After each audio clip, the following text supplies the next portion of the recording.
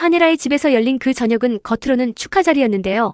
속은 칼날이 서로를 긁어대는 전쟁터처럼 느껴졌더라고요. 혜라는 일부러 꽃 이야기부터 꺼냈어요. 차정원이 꽃다발을 내밀자 혜라는 어머, 내가 꽃 좋아하는 거는 어떻게 알고라며 웃었지만 그 웃음이 반가움이라기보다는 정원의 기억을 떠부는 표정에 가까워 보였거든요. 정원이 어버이날에 꽃 사다 드리면 왜 이런 꽃나블랭이에 돈을 쓰냐고 찐빵이나 사오라 그러시지 않았냐고 또렷하게 말하니까 혜라는 잠깐 말이 막히는 듯 하더라고요. 한영순으로 살던 시절의 말투가 자기 입에서 나왔던 걸 정원이 기억하고 있다는 사실이 혜라를 찔렀던 거죠. 혜라는 곧바로 내가 언제 그랬냐, 너는 참 쓸데없이 기억력이 좋다라고 흘려버렸는데 그 순간 정원은 내가 던진 미끼가 먹혔구나 싶으면서도 마음 한켠이 싸늘해지는 걸 감추지 못했겠더라고요. 주하늘은 그 자리에서 회장으로 선임된 뒤 처음으로 혜라와 마주 앉아 있었는데요. 하늘은 웃고 있었지만 웃음이 눈까지 닿지 않는 느낌이 강했어요. 혜라는 우리 하늘이라며 잔을 들어 올렸고 공난수군 옆에서 조용히 뱅쇼향을 맡는 척하면서 두 사람의 거리와 호흡을 재고 있었어요. 홍세프가 이거 하나부터 10까지 다 부회장님이 하신 겁니다라고 거들자 혜라는 더 크게 웃었는데요. 그 웃음은 축하라기보다 내가 이 집의 권력을 아직 쥐고 있다는 선언처럼 들리더라고요. 비프부르기뇽이니 프랑스식 갈비찜이니 하는 이름들이 오갈수록 혜라는 더 우아한 척했지만 손끝은 자꾸만 잔을 3개 쥐고 있었고요. 문제는 그 축하의 온도가 주영채에게 닿자마자 비틀리기 시작하더라고요. 영채는 처음엔 얌전히 앉아있다가 누군가가 할머니라고 부르는 순간 갑자기 얼굴이 하얗게 질리면서 너 얼굴들 있냐 형채냐, 너 꼬라지가 왜 그러냐 같은 말들을 쏟아냈어요. 공난숙이 잔을 뺏으며 안 돼, 그거 들럽잖아 같은 소리를 내자 영채는 더 크게 흔들렸고요. 영채는 하늘이 회장된 게 그렇게 좋냐고 정원에게 나를 세우다가도 바로 다음 순간엔 엄마가 제일 나빠라며 혜라를 향해 울음을 삼키는 듯한 눈빛을 보이더라고요. 그 눈빛은 딸의 분노라기보다 버림받은 사람의 절규에 가까워 보였는데 혜라는 못 본 척 숟가락만 정리하고 있었어요. 안진아가 디자인팀 쪽 이야기를 슬쩍 흘리려다 혜라 눈치를 보고 입을 다무는 장면도 이상하게 걸렸고요. 그날 밤 집 밖으로 나온 주하늘과 차정원은 서로를 안아주고 싶어 하면서도 끝까지 한 걸음씩 거리를 두고 있었어요. 하늘이 당신 참 예쁜 사람이야 라고 말하자 정원은 웃으며 당신보다 약간 덜 예쁘죠라며 넘겼는데요. 하늘은 그 말 뒤에 바로 칼을 꺼내더라고요. 준비됐어? 원수의 집안 될 자식들이니까 로미오와 줄리엣처럼 헤어지자. 그 말만 아니면 내가 다 들어줄게. 정원은 그 말이 농담이 아니라는 걸 알았겠죠. 정원은 내가 당신 등에 칼을 꽂을 수도 있어요. 아마도 당신을 쳐내야 할지도 몰라요. 당신을 회장 자리에서 끌어내리고 진태석이 부활하겠다고 나설 수도 있어요 라고 아주 낮게 말했는데 하늘은 잠깐 눈을 감았다가 그렇게 해 정원하라고 답하더라고요. 사랑을 지키기 위한 약속이 복수의 허가증처럼 굴러가는 순간이었어요. 하늘은 정원에게 속을 털어놨고요. 하늘은 내가 회장이 돼야겠다고 마음먹은 건 힘을 갖기 위해서였어. 우리 아버지를 죽인 원수 진태석을 무너뜨리기 위해서, 그리고 정원이 널 지키기 위해서라고 말했어요. 정원은 그 말을 듣고도 고개를 끄덕이지 못했을 거예요. 정원에게 하늘의 힘은 안전이면서 동시에 또 다른 족쇄가 될 수도 있었으니까요. 정원은 내가 진태석을 무너뜨리려면 하늘을 이용해야 하나, 하늘을 지키려면 내가 더 더러워져야 하나 같은 생각을 삼키고 있었고 하늘은 정원이 언제까지 울어야 하나라는 자책을 씹고 있었어요. 두 사람은 서로에게 가장 따뜻한 사람이면서 서로의 복수 때문에 가장 위험한 사람이 되어가고 있었어요. 그 사이 진세우는 조용히 칼을 갈고 있었는데요. 세우는 영채에게만 달라붙어 위로하는 척하면서 사실은 진세미를 더 정확한 도구로 쓰고 싶어하는 눈치였어요. 세우는 세미에게 슬쩍 말했어요. 아버지 계획은 날 회장으로 올리는 거였어.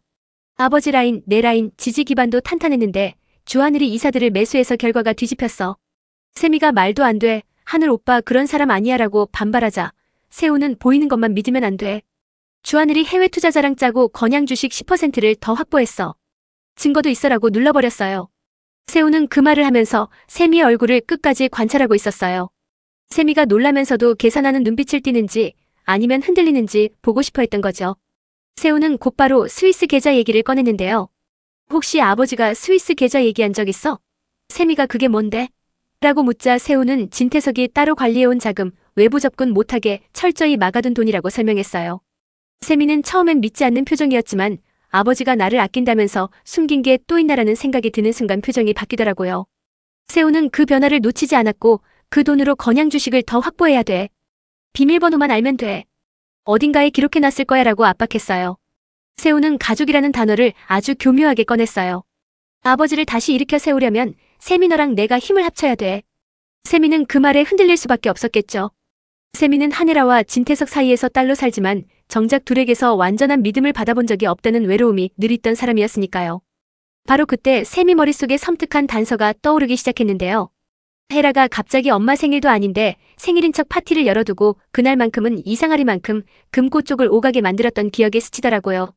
세미는 생일이 아닌데 생일 왜 그런 연출을 했지라고 되뇌었고, 헤라가 과거 이름을 숨기기 위해 버리지 못한 흔적들, 한영순이라는 이름에 달라붙은 날짜들, 그리고 진태석이 유독 집착하던 숫자들이 퍼즐처럼 맞물리는 기분을 느꼈을 거예요.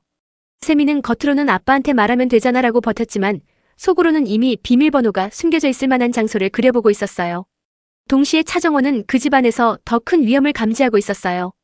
정원은 주영채의 자리를 훔친 가짜 신분으로 이 집에 들어와 있었고, 공난숙과 진세훈, 그리고 진태석 라인이 언제든 정원을 찢어발길 수 있는 칼을 쥐고 있다는 걸 알고 있었으니까요. 정원은 영채가 무너지는 모습을 보면서도 동정할 수가 없었어요. 영채는 정원의 숙적이기도 하지만 동시에 공난숙의 딸이고 진세훈의 아내로서 정원을 압박하는 얼굴이었거든요. 그런데 영채의 눈이 순간순간 나를 알아본다는 느낌을 주고 있었어요. 영채가 정원을 보며 이건 정원이가 안 배겼어. 오리지널 주영 디자인 스타일이지 같은 말을 내뱉을 때 정원은 자기 정체가 누군가에게 새어나가고 있다는 공포를 삼켰을 거예요. 정원은 밖에서 하늘과 대화를 나눈 뒤 더 단단해졌는데요.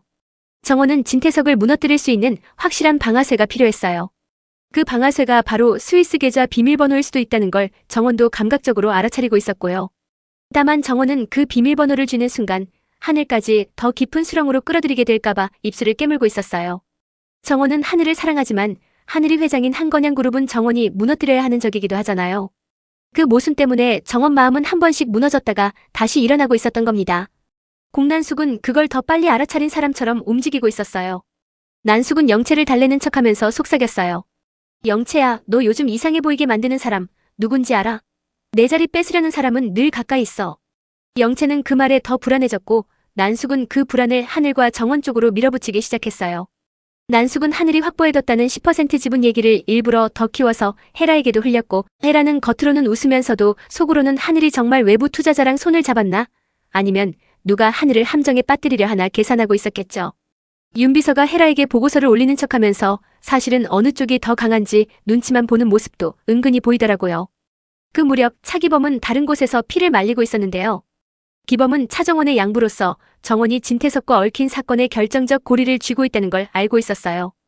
기범은 주상철 사건과 연결된 박경신의 흔적을 겨우 찾아냈고 그걸 정원에게 전해주려 했어요. 그런데 황 실장이 기범의 움직임을 눈치채고 길을 막았어요.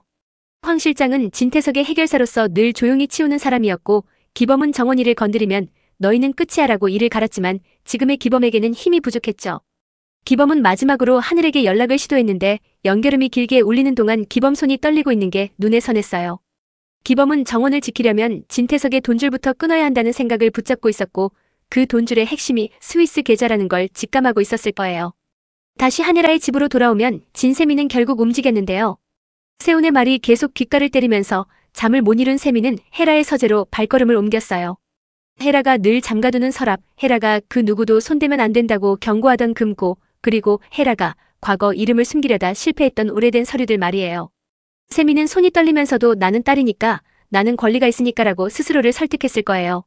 세미가 금고를 여는 비밀번호를 떠올릴 때 머릿속에 먼저 스친 건 엄마 생일 아닌데 생일 그날의 날짜였고요. 세미는 그 숫자를 눌러봤는데 이상하게도 금고가 조용히 열려버리더라고요. 금고 안에는 돈다발이 들어있지 않았어요. 대신 종이 한 장 아주 작은 메모가 있었고 그 메모에 적힌 숫자들이 세미 눈을 찔러오더라고요. 세미는 숨을 들이마시고 메모를 읽었는데요. 그 순간 세미 입에서 거의 비명처럼 말이 새어나왔어요. 달러 3조. 세미는 그 숫자가 현실인지 믿기 어려워서 손등으로 입을 막았고 동시에 가슴이 뜨거워졌겠죠. 이 돈이면 내가 밀린 사랑도 인정도 다 사올 수 있나라는 위험한 착각이 스멀스멀 올라왔을 테니까요. 세미는 바로 세훈에게 전화를 걸려다가 멈칫했어요. 세훈을 믿어도 되나, 세훈이 결국 영채 편으로 돌아서면 나는 또 버려지나, 이런 생각들이 한꺼번에 몰려왔거든요. 그때 세미 휴대폰에 한혜라의 메시지가 도착했는데요. 세미야, 오늘 너는 내 자리 지키는 날이야. 감정에 속지 마. 혜라는 이미 알고 있었던 거예요. 세미가 금고를 열 거라는 걸, 세미가 비밀번호에 접근할 거라는 걸요. 세미는 그 메시지를 보자마자 등골이 차가워졌고 혜라가 자기 딸까지도 체스 말처럼 놓는 사람이라는 걸 뼈저리게 느꼈겠죠. 세미는 그날 밤 늦게 아무도 없는 복도에서 차정원과 마주치게 되더라고요. 정원은 세미가 손에 쥔 메모를 순간적으로 봐버렸고 세미는 반사적으로 그 종이를 숨겼어요. 정원은 모른 척하려고 했지만 눈이 이미 굳어버렸어요.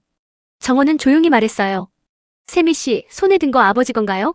세미는 그 말에 눈을 번뜩였고 정원 언니는 왜 항상 아버지 얘기에 그렇게 예민해요? 라고 되물었어요. 그 질문은 단순한 시비가 아니라 정원의 출생을 찌르는 바늘 같았어요. 정원은 순간 숨이 막혔지만 웃으며 넘겼어요. 예민할 수밖에 없잖아요. 진태석이니까요. 정원은 내가 진태석의 피를 이어받았다는 의혹이 더 커지는 순간을 두려워하면서도 그 의혹이 진실이든 아니든 진태석을 끝내겠다는 결심만큼은 더 선명해지고 있었어요. 세미는 정원을 보며 더 확신했을 거예요. 정원은 단순한 하늘의 연인이 아니라 진태석을 겨누는 칼날의 방향 자체라는 걸요. 세미는 정원을 향해 속삭였어요. 언니, 나 한번 실패했었어요. 그런데 이번엔 성공한 것 같아요. 정원은 그 말을 듣자마자 심장이 내려앉는 느낌을 받았고 뭐가요? 라고 묻는 대신 오히려 더 조용히 다가갔어요. 세미가 결국 입술을 떼더라고요. 스위스 계좌 비밀번호 그거 나한테 있어요. 이제 건양은 내 거라고. 정원은 그 말을 듣고 당장 하늘에게 달려가고 싶었을 거예요. 그런데 정원은 멈췄어요. 세미가 지금 이 정보를 왜 나에게 흘리나. 세미 뒤에 헤라가 있나? 세훈이 있나? 아니면 공난숙이 이미 선을 그어놨나? 이런 계산이 머릿속에서 폭풍처럼 돌았거든요. 정원은 겨우 표정을 잡고 그걸 누가 몰라요. 근데 그걸 무슨 수로 알아낸 거예요? 라고 물었어요. 세미는 웃었는데요. 그 웃음이 순수한 승리감인지 아니면 무너질 직전의 사람 웃음인지 헷갈리더라고요. 세미는 마지막으로 정원을 찌르듯 말했어요. 그게 우리 손에 들어왔다고 언니는 진짜로 기뻐요? 바로 그때 복도 끝에서 공난숙의 구두 소리가 들려왔고요. 정원은 세미 손에서 메모가 사라지는 걸 봤어요. 난숙이 다가오면서 밝게 웃었는데요. 그 웃음이 세미에게 향하는지 정원에게 향하는지 아니면 그 둘을 한 번에 삼키려는 웃음인지 알 수가 없었어요. 그 순간 주하늘에게서 조미양을 통해 짧은 메시지가 들어왔어요. 정원, 세훈이 움직여. 그리고 헤라가 뭔가 숨기고 있어. 혼자 판단하지 마. 정원은 그 문장을 읽고도 답장을 못했어요. 답장을 보내는 순간 정원은 하늘에게 스위스 계좌 비밀번호라는 이름의 지옥을 들이밀게 될 테니까요. 정원은 지금부터가 진짜 시작이라는 걸 직감하면서도 한 가지를 더 깨닫게 되더라고요. 스위스 계좌 비밀번호는 진태석을 무너뜨릴 열쇠이기도 하지만 동시에 차정원, 한혜라, 진세훈, 주하늘, 공난숙, 주영채, 진세미 모두를 서로에게 칼들게 만드는 저주 같은 물건이라는 사실 말이에요. 그리고 그 저주는 이제 누가 먼저 손을 더럽히느냐의 게임으로 넘어가고 있어버렸어요.